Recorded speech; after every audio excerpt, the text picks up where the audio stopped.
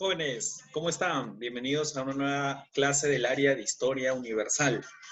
El día de hoy también tenemos un tema muy importante, en el cual va a ser la continuación del tema anterior, ¿de acuerdo? Entonces, para entender un poco más de ello, antes de empezar nuestro tema, quiero recomendarles, por favor, que nos cuidemos todos. Cuídense en casa, lávense las manos, tomen las medidas y las precauciones correspondientes que nos da el gobierno y sobre todo nosotros hay que cuidarnos por nosotros y por nuestros familiares, porque sé que pronto vamos a salir de esto. Un saludo para ustedes y que Dios los bendiga en cada uno de sus hogares también. Bien, entonces iniciamos nuestro tema del área de Historia Universal. Recuerden que la clase anterior nos quedamos en la primera parte de la llamada Gran Guerra o la Primera Guerra Mundial. Nos quedamos hasta la parte de 1916 con sangrientas batallas decisivas. Esta gran guerra va a tener aproximadamente 10 millones de bajas solamente en la parte militar. Estoy hablando de soldados, porque aparte de los civiles, por la ocupación y la destrucción van a perecer muchos más. Estamos hablando alrededor de entre 15 millones de personas van a perecer. Una de las guerras más cruentas a lo largo de toda la historia. Pero bueno, sin más preámbulos, vamos a la siguiente parte de lo que corresponde a nuestro tema de la Gran Guerra o la Primera Guerra Mundial.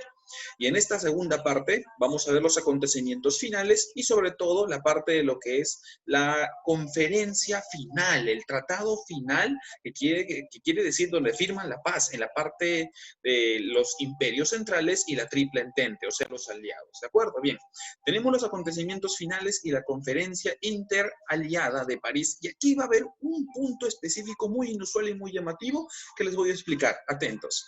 En la parte de 1917, ya arrancando el siguiente año, los últimos años ya de esta guerra, recuerden que en 1915 pasa un hecho importante. Es el hundimiento del barco Lusitania, donde llevaba gran cantidad de pasajeros norteamericanos cerca a las costas de Irlanda por un submarino alemán. Estados Unidos estaba analizando si iba a entrar a la guerra o no, pero por ahí ya más o menos tenía las ganas de hacerlo, pero lo va a hacer 2 años después todavía. Entonces, el enorme costo lamentable de vidas entre la población militar, civil y la parte económica estaba asfixiando todos los países que estaban dentro de esta guerra, pero sobre todo los imperios centrales porque estaban bloqueados sobre todo en la parte del mar por la poderosa flota de los ingleses y franceses y los aliados. Y esto va a producir dentro de los países que se generen huelgas a través de los ciudadanos que estén cansados de la guerra, motines también de soldados que se van a rebelar y ya no van a querer participar. Sin embargo, la guerra va a continuar, pero en esta parte final van a suceder 2 hechos importantes que van a marcar el final de la guerra. Una es la revolución soviética en la parte de Rusia, y Rusia se retira de la guerra, y otro es la entrada de Estados Unidos en la parte del conflicto.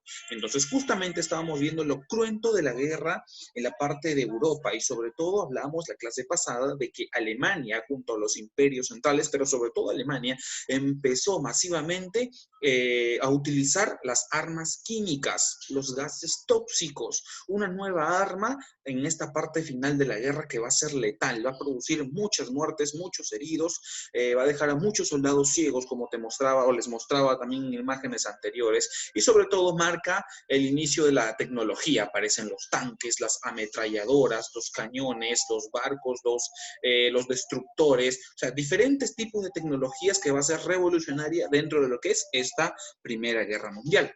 Entonces, vamos con la parte del frente occidental. En la parte de 1917, en enero, Alemania va a reanudar su actividad submarina. Alemania, si bien es cierto, no tenía una flota poderosa de barcos, pero sí la tenía en los submarinos, y esta producía gran cantidad de toneladas que se perdían de los aliados, destrucción de barcos de abastecimiento de petróleo, de alimentos, de tropas, etcétera. Y sobre todo la pérdida también de vidas humanas en estadounidenses. Y esto va a generar que finalmente el presidente de Estados Unidos, Woodrow Wilson, en el año de 1917, específicamente en abril, le declare la guerra a los imperios centrales y entre de lleno al conflicto. Y justamente en este año, 1917, se da lo que corresponde en la parte de octubre, noviembre, la derrota italiana en la batalla de Caporetto. Italia con Austria y Hungría prácticamente compartían frontera. Se va a dar prácticamente el enfrentamiento entre los dos poderosos ejércitos, pero Aparentemente los italianos estaban mejor parados, pero finalmente por malas estrategias fueron rebasadas las líneas italianas. Increíblemente, aunque no lo creas, van a perder entre 30.000 a 40.000 hombres. Van a perder en solamente 3 días, 3 divisiones completas y van a ser capturados casi 275.000 prisioneros del ejército italiano.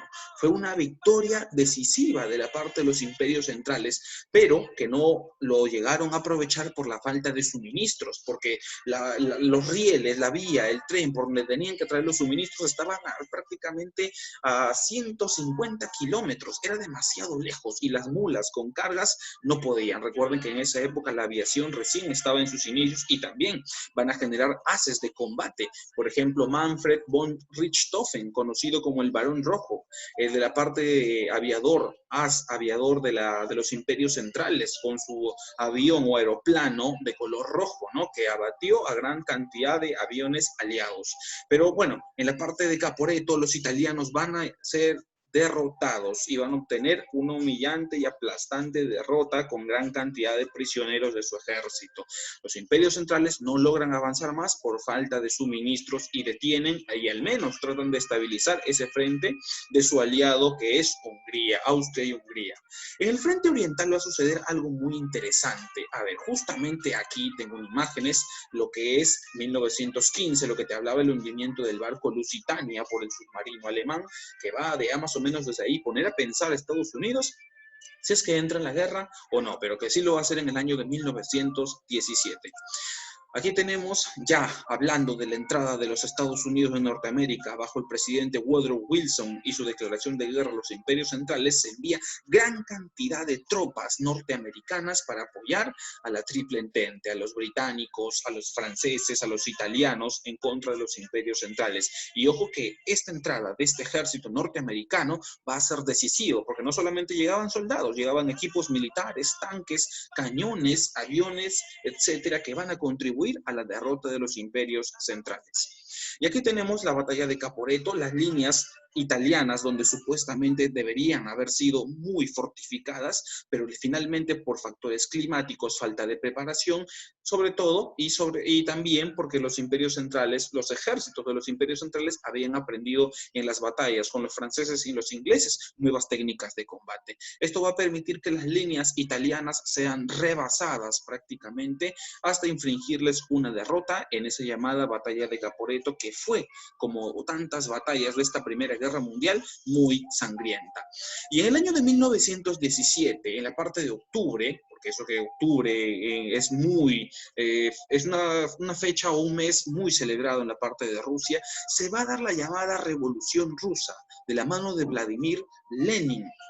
Este personaje que va a levantar a la parte del pueblo en contra del zar. ¿Para qué?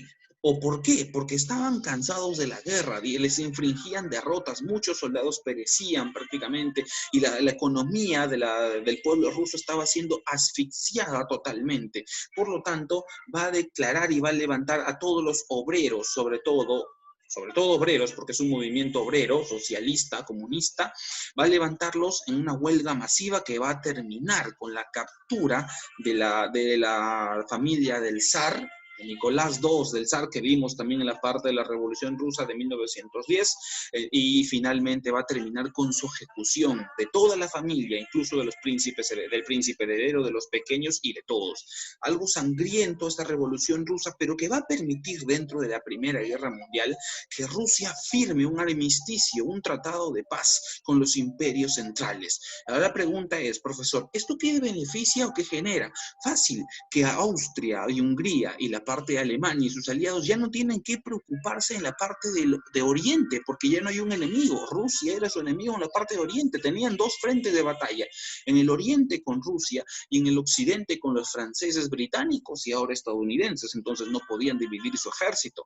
Ahora, cuando Rusia hace la revolución en el año de 1917, firman el armisticio, esto le va a favorecer y le va a permitir a que los imperios centrales se concentren en tratar de derrotar a los aliados, que son los italianos, franceses, ingleses y también ahora los norteamericanos. Y también se hace el ingreso de Grecia en la guerra junto al Entente, o sea, a los aliados. En otros frentes, ojo que también hay que resaltar que las tropas británicas van a avanzar en Medio Oriente. ¿Pero por qué en Medio Oriente? Porque ahí está uno de los aliados de los imperios centrales de Alemania y de Austria y Hungría, que es el Imperio Otomano, Turquía. Entonces van a tratar de desembarcar, y se va a dar también más adelante, vamos a ver una batalla muy importante en Galípoli. ¿Por qué las tropas británicas intentan avanzar por Medio Oriente, tomar Bagdad, Jerusalén y por último intentar tomar la capital Estambul del Imperio Otomano, para así reducir las tropas que tenían apoyando a los alemanes y se concentran solamente en defender su país o su zona, que es el Imperio Otomano? De esa forma va a producirse poco a poco los avances de los británicos, pero que van a ser frenados porque el Imperio Otomano y sus soldados guerreros van a luchar palmo a palmo por su territorio. Vamos a ver qué pasa que el año 1918, que es el año decisivo, ya es el desenlace final, son los movimientos finales que se realizan en torno a esta guerra. En esta parte, Rusia abandona la guerra y permite a Alemania concentrar todas sus fuerzas en el frente occidental contra la Triple Entente. El verano de 1918 va a ser decisivo porque va a ser los últimos ataques desesperados del Imperio Central. Sin embargo, esto se va a equilibrar. ¿Y por qué se llega a equilibrar? Porque los Estados Unidos de Norteamérica entran con sus tropas y material bélico en apoyo a sus aliados muy decisivo, cosa que no pasaba con los imperios centrales. Estaban asfixiados por la economía y los gastos militares que ello traía. Entonces, la entrada de Estados Unidos sumada a la Revolución Rusa van a ser dos hechos principales que van a remover en esta parte final de la Primera Guerra Mundial. Aquí se da, por ejemplo, la segunda batalla del Marne. En esta segunda batalla de Marne, que va a ser muy decisiva también, se va a infringir una derrota decisiva a los imperios centrales y sobre todo a Alemania, y se va a dar cuenta que no pueden proseguir con la guerra. Es muy costosa, ya perdieron muchas vidas en la parte militar. Pero antes de esta segunda batalla del Marne, el presidente Woodrow Wilson pronuncia el discurso de los 14 puntos en enero de 1918, llamando a la paz de todos los países de Europa, ¿no? Y concentrarse simplemente en la paz y hacer el bien y ya dejar el conflicto. Pero bueno, Alemania no hizo caso omiso a ello y continuó sus ofensivas en la parte de marzo y julio. Entonces se enfrentan en la parte de lo que es la segunda batalla del Marne y la Triple Entente va a estar nuevamente bajo el mando del general o del mariscal Foch francés y le van a generar una derrota total a los imperios centrales y sobre todo a Alemania. Y los ejércitos franco-estadounidenses avanzan implacablemente. En la parte oriental, como ya lo habíamos mencionado, la guerra civil en la parte de Rusia genera el Tratado de Brest-Litovsk, firmado el 3 de marzo de 1918 con los imperios centrales, que es la paz y donde Rusia abandona definitivamente el conflicto, pero cediéndole grandes territorios a los imperios centrales. Obviamente Alemania no iba a permitir que se firme la paz sin pedirle algo a cambio. Entonces, en la parte de Francia decide también atacar desde Grecia a la parte de la zona de Bulgaria. Entonces Bulgaria, que era aliada de Alemania, de Austria-Hungría, se ve con la soga al cuello y tiene que firmar la paz en septiembre. En otros frentes, sobre todo en Oriente Medio, las tropas británicas intentan tomar la parte de territorio del Imperio Otomano. Intentan tomar Estambul, pero son derrotados en la batalla de Galípoli, una batalla decisiva donde el Imperio Otomano defiende su territorio. Pero cuando las tropas británicas llegan a Anatolia, Turquía el Imperio Otomano se ve obligada a firmar la paz por separado y firma el armisticio de paz el 30 de octubre por separado. Miren cómo los aliados de los imperios centrales de Alemania y de Austria-Hungría se están retirando poco a poco, lamentablemente, debido a estos factores que van a ser sobre todo desequilibrantes en la parte de Estados Unidos cuando ingresa a esta gran guerra. En la parte de frente occidental, como les había mencionado, los mariscales Hindenburg y Ludendorff van a comunicar al Kaiser Guillermo II, que era el emperador de Alemania, la imposibilidad de continuar la guerra. Ya no se puede, están asfixiados económicamente, bloqueados comercialmente por la Marina, también no pueden hacer nada. Entonces van a comunicarle y ver la posibilidad de firmar el Tratado de Paz. Italia se reivindica y va a lograr una victoria en octubre de 1918 en la batalla de Vittorio Veneto. Austria y Hungría, reducida, presionada en sus fronteras, lamentablemente va a tener que firmar también el Tratado de Paz el 3 de noviembre. ¿Y quién se quedó solita? Se quedó Alemania solita. Alemania salió en ayuda de Austria y Hungría y al final la dejaron solita en la parte de la guerra. Entonces, en la parte de Alemania también se produce la parte de una idea nacionalista, cansados del Kaiser, de la parte absolutista, de ser liderados por un emperador, así como pasó en Rusia, lo mismo van a copiar en Alemania y se va a producir toda una revolución total en Alemania y se va a proclamar la República de Weimar, o sea, ya no es una parte monárquica, gobernado por un rey, por un emperador, sino ahora una república, ¿no? Donde los ciudadanos pueden elegir o a sus propios representantes. El Kaiser Guillermo II, presionado por su pueblo, por sus comandantes, abdica y tiene que huir a Holanda, donde se refugia. Y se proclama, como les menciono, la República de Weimar el 9 de noviembre de 1918. Y presionado por los aliados, Alemania firma el armisticio el 11 de noviembre de 1918. En el frente oriental y otros frentes ya no hay movimientos porque el último era con la parte de Alemania, donde llega a firmar la paz. Aquí, como tengo en imágenes, les estoy mostrando, esta es la gran revolución que se da en la parte de Alemania. Se proclama la República de Weimar en contra del emperador Guillermo II, cansados también de las derrotas, de la asfixia económica que tenían, de que no prosperaba, y simplemente van a proclamar ya una república y no una monarquía, liderados por un rey o por un llamado emperador. Y de esta forma finaliza la Primera Guerra Mundial o la Gran Guerra, pero finaliza con la Conferencia de Paz firmada en París en el año de 1919, donde se van a reunir muchos representantes, sobre todo el llamado Comité de los Cuatro. El presidente estadounidense Woodrow Wilson, el premier británico George, el primer ministro francés Clemenceau y Orlando, que es el jefe ejecutivo italiano. Pero sobre todo los tres, el representante británico, el estadounidense y el francés, son los que van a tomar o dirigir las negociaciones en contra de las naciones derrotadas como Alemania, Austria, Hungría y la parte de sus aliados. Ellos son los que van a realizar la repartija de todos los botines o los territorios, ¿no? A su manera. Y profesor, ¿qué pasó con la idea de los 14 puntos de Woodrow Wilson? Eso simplemente era superficial o aparentemente fue para el momento, porque estos mandatarios debajo de la mesa, ellos ya habían realizado reuniones secretas, tratados o pactos secretos, en donde antes de finalizar la guerra, en la parte final o en la recta final, viendo que Alemania iba a ser derrotada, ya estaban repartiéndose el territorio. ¿De acuerdo? Entonces, estos acuerdos con la firma del Tratado de París va a finalizar prácticamente la Primera Guerra Mundial, pero acá hay un dato, ojo, muy interesante. No fueron invitados a esta conferencia de paz en París los derrotados y los vencedores para que escuchen los puntos. Supuestamente en una conferencia de paz tienen que estar los derrotados para escuchar, pero no los invitaron. Simplemente se reunieron los vencedores y decidieron la repartija. Y aquí pasa algo. Le van a imponer sanciones durísimas a Alemania, durísimas. Le van a quitar la parte de la economía, los van a asfixiar en la parte militar. Su ejército de 3 millones de hombres va a ser reducido a 100.000 soldados, nada más. Su marina, su aviación va a ser reducida prácticamente y le van a colocar serias restricciones que la van a asfixiar poco a poco. ¿Para qué? Para que simplemente Alemania nunca pueda declarar la guerra supuestamente a otra nación. Y eso es equivocado porque más adelante surge la Segunda Guerra Mundial justamente con la Alemania, pero ahora con otro líder llamado Adolf Hitler. Pero bueno, de esta forma entonces finaliza la Primera Guerra Mundial, un hecho sangriento en la parte de la historia, que va a ser el predecesor antecedente de la siguiente, que se viene al triple de sangriento, con el triple de bajas y muertas en la parte militar, en la parte de civiles también, como en la Segunda Guerra Mundial.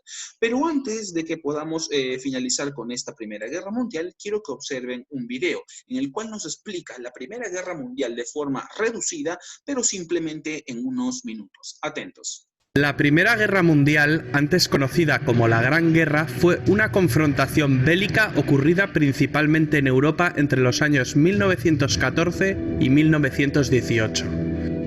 Más de 9 millones de combatientes y 7 millones de civiles perdieron la vida, una cifra extraordinariamente elevada comparado con guerras anteriores. Estas cifras son tan elevadas, entre otras cosas, por los avances tecnológicos e industriales de los beligerantes. En la Gran Guerra se vieron involucradas todas las grandes potencias industriales y militares de la época. Antecedentes. De la noche a la mañana, Alemania, que había llegado tarde al reparto colonial, se incorpora al club de las grandes naciones. Su gran ejército había infligido una humillante derrota a la Francia de Napoleón III, y el rey de Prusia, Guillermo I, se había proclamado emperador, Kaiser, de todos los alemanes. Francia pierde las regiones de Alsacia y Lorena.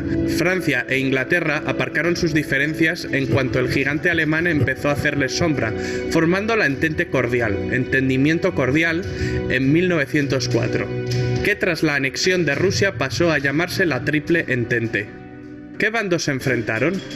Se enfrentaron dos bandos. Por un lado, la Triple Entente que acabamos de mencionar. En el otro bando tenemos la Triple Alianza, formada por las potencias centrales, el Imperio Alemán y Austria-Hungría, o Imperio Austrohúngaro. La Triple Alianza era una coalición inicialmente integrada por el Imperio Alemán y el Imperio Austrohúngaro por iniciativa del canciller Otto von Bismarck. Estos países acordaron apoyarse en caso de ser atacados por Francia o por Rusia. Ambas alianzas sufrieron incorporaciones. El Imperio Otomano y el Reino de Bulgaria se unieron a las potencias centrales. Italia se cambia de bando y se une al bando a la postre ganador, el de la Triple Entente. También se les unen el Imperio de Japón y Estados Unidos. ¿Cuál fue el detonante? El imperialismo y el colonialismo que venían desarrollando desde hacía décadas las potencias involucradas fue la principal causa subyacente. Pero la chispa que desató el conflicto se encendió el 28 de junio de 1914 en Sarajevo, con el asesinato del archiduque Francisco Fernando de Austria y su esposa. El asesino era un nacionalista serbio.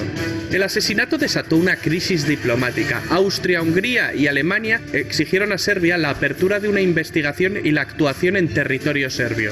Serbia se negó en rotundo, con el respaldo de la Rusia del zar Nicolás II. Austria-Hungría finalmente declara la guerra a Serbia. Rusia entonces sale en ayuda de Serbia. Más tarde Alemania mueve ficha y declara la guerra a Rusia y a Francia, e invade Bélgica. Inglaterra se la declara a Alemania, y así sucesivamente. De pronto, medio mundo estaba en guerra contra el otro medio. Hoy resultaría impensable la alegría que produjo en Alemania el estallido de la guerra. Los alemanes pensaron en una guerra rápida, derrotar a Francia entrando en París, invadiendo la neutral Bélgica, para en pocos meses trasladar toda su maquinaria a Rusia. Pero los franceses se resistieron. El avance armamentístico impuso una guerra muy costosa y muy larga que rápidamente se enquistó y se convirtió en una auténtica carnicería. Las líneas de trincheras apenas variaron.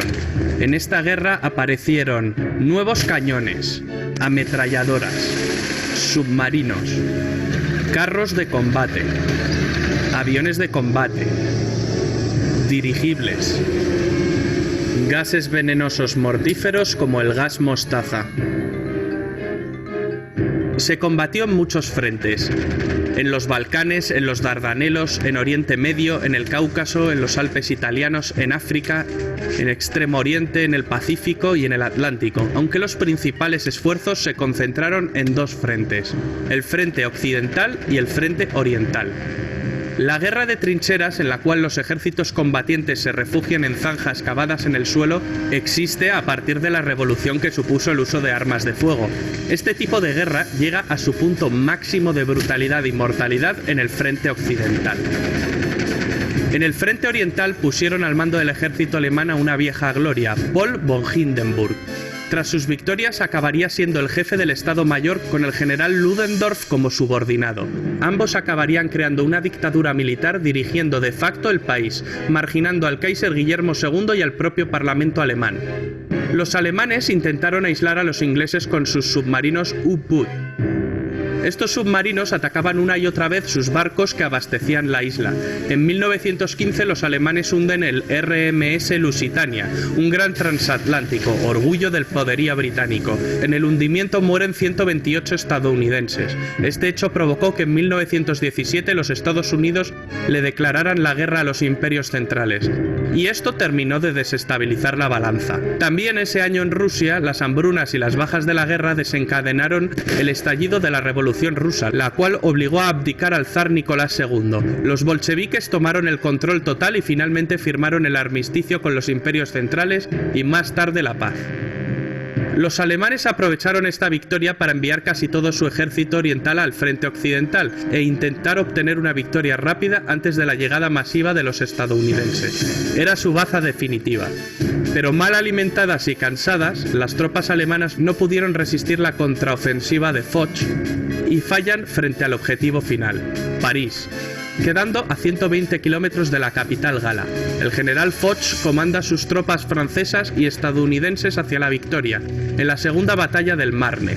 Los primeros tanques británicos entraron en combate y la superioridad aérea aliada fue evidente. Los italianos también derrotaron a los austrohúngaros. Ludendorff y Hindenburg son partidarios de la capitulación inmediata, pues creen que el frente se derrumbará en cualquier momento. Tropas estadounidenses de repuesto no paran de desembarcar e incluso Italia se prepara para enviar un contingente a Francia. Alemania y las potencias centrales sobre el papel habían perdido la guerra. El presidente norteamericano Wilson proclama que Estados Unidos solo negociará con un gobierno alemán democrático. Tras una revolución obrera en Berlín, el Kaiser huye a Holanda. Es el fin de los Kaisers alemanes. Tras el Tratado de Versalles, Alemania sufrirá humillantes sanciones que avivaron el odio alemán hacia los vencedores. Los franceses fueron los más vehementes en cuanto a las represalias contra Alemania. El tratado acabaría propiciando el ascenso de Hitler y, por tanto, la Segunda Guerra Mundial.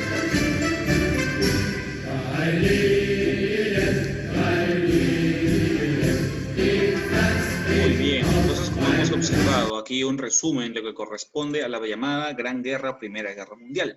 No debemos olvidarnos también en esta parte que, sobre todo esto se origina por el reparto de tierras, el colonialismo que vimos en las clases anteriores, ¿no? El poder que quieren tener los imperios sobre otros territorios y conquistar y agrandar su territorio más y más y obtener colonias. Se desencadena la chispa con la muerte del príncipe heredero al trono de Austria, Francisco Fernando y su esposa Sofía, y finalmente va a generarse la llamada Primera Guerra. Y no te olvides que en esta parte del Tratado de París, sobre todo los franceses, van a presionar para que Alemania nunca más vuelva supuestamente a declarar la guerra y los van a asfixiar de muchas formas, económicamente y políticamente. Pero esto genera que se reactive, como dice en el video, el odio hacia la parte de los vencedores y más adelante llega al poder un líder nato, como es para su época Adolf Hitler, quien va a llevar a la Alemania al rearme clandestino, o sea, secreto, y luego más adelante generando la llamada Segunda Guerra Mundial, como ya lo conocemos también, o como si no, más adelante lo vamos a observar. Bien. De esta forma, entonces, culmina la parte de la Primera Guerra Mundial. Un tema muy interesante y controversial porque va a sentar la base de todo lo que sucede para que se desencadene la Segunda Guerra Mundial, que es al cuádruple de pérdidas humanas, lamentablemente, ¿no? Y terriblemente vamos a ver en esa época, bueno, en las siguientes clases, lamentablemente también la pérdida de vidas humanas, sobre todo de la población judía, que van a ser perseguidos por su condición religiosa por los nazis de esa época. Bien, entonces esta fue la clase, la parte final de la Primera Guerra Mundial. Espero que hayan tomado nota acerca de los antecedentes, las causas, el pretexto. Ojo que es un pretexto para declararse todo este conflicto y cómo se fue generando toda esta parte de las batallas y todo este desenlace hasta la parte final del Tratado de París, que benefició obviamente a los aliados bajo la mesa, y quien fue más perjudicado fue la Alemania de ese entonces. Bien, entonces conmigo será hasta la siguiente clase. Espero por favor que se cuiden, estén bien en casita cada uno de ustedes con sus familiares. Que Dios me los bendiga y que me los guarde a cada uno de ustedes. Con la bendición de Dios nos vemos en la siguiente clase. Se despide el profesor Sergio Miguel Cancha Caballero. Un gusto. Nos vemos.